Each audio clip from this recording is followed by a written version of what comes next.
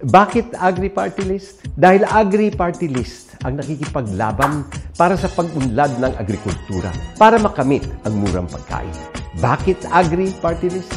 Dahil Agri-Party List ang nagbulgar sa bilyon-bilyong pondo ng PhilHealth at nangalampag na gamitin ito para sa kalusugan ng bawat Pilipino. Dahil nga po sa pakikipaglaban ng Agri-Party List, marami na ang nadagdag at naging libreng serbisyong pangkalusugan na sinagot ng PhilHealth. Ito po ang mga reason. Bakit Agri-Party List? Dahil ang Agri-Party List nagmamalasakit, nagtatrabaho, naglilingkod.